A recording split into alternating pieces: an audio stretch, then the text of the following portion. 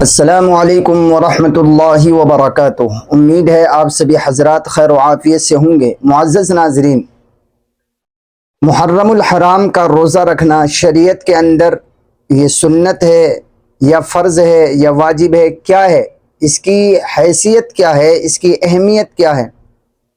اگر محرم الحرام کا جو روزہ رکھا جاتا ہے 10واں روزہ، 10ویں تاریخ کا روزہ، اگر وہ نہیں رکھا تو کیا گناہ ملے گا؟ انہی تمام باتوں پر اس ویڈیو میں بات کرنی ہے۔ آپ سے گزارش ہے کہ آپ اس ویڈیو کو پورا دیکھیں۔ دیکھیں، محرم الحرام کی 10ویں تاریخ کا یعنی عاشورہ کا، یوم عاشورہ کا روزہ رکھنے کی شریعت میں ترغیب دی گئی ہے۔ بعض روایات کی بنیاد پر علماء کرام کا فیصلہ یہ ہے، علماء کرام کا کہنا یہ ہے کہ ماہ رمضان کے روزوں کی فرضیت سے پہلے محرم کا روزہ فرض تھا، اور صحابہ اور نبی محرم الحرام کی 10ویں تاریخ کا روزہ رکھا کرتے تھے۔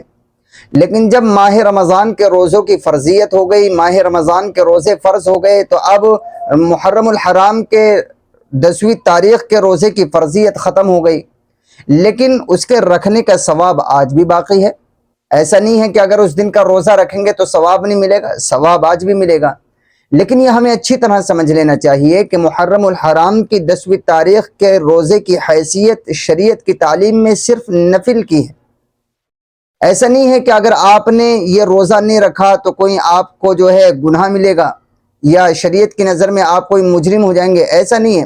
بلکہ شریعت نے اس کے ثواب کو سامنے رکھتے ہوئے ہم سب کے فائدے کے لیے کہ ہمارے نامہ اعمال میں نیکیوں کا اضافہ ہو جائے، ہمیں ترغیب دی ہے۔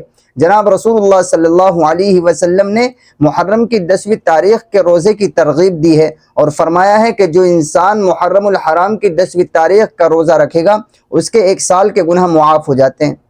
تو ظاہر ہے ہمیں رکھنا چاہیے، لیکن یہ نہیں سوچنا چاہیے کہ محرم الحرام کی 10ویں تاریخ کا روزہ اگر نہیں رکھا یا کوئی نہیں رکھ رہا ہے تو اسے لعنت کریں اور اسے بری نظر سے دیکھیں۔ نہیں، اگر آپ رکھنا چاہتے ہیں تو رکھیں، اگر کوئی نہیں رکھنا چاہتا ہے تو آپ اسے ترغیب دے سکتے ہیں، لیکن نہیں رکھنے پر آپ اسے لعنت ملامت نہیں کر سکتے، یا اسے آپ مجرم قرار نہیں دے سکتے، یا آپ اسے گنہگار قرار نہیں دے سکتے۔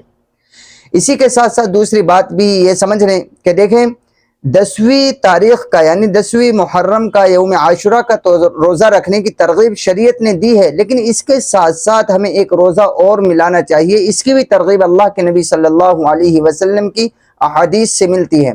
یعنی اگر ہم یوم عاشورہ کا 10ویں تاریخ کا روزہ رکھ رہے ہیں تو اس کے ساتھ یا تو 9ویں تاریخ کا روزہ ملا لیں، یا پھر 9ویں تاریخ کا نہ ملا سکیں تو 11ویں تاریخ کا روزہ 10ویں محرم 10ویں تاریخ کے روزے کے ساتھ ملا لیں۔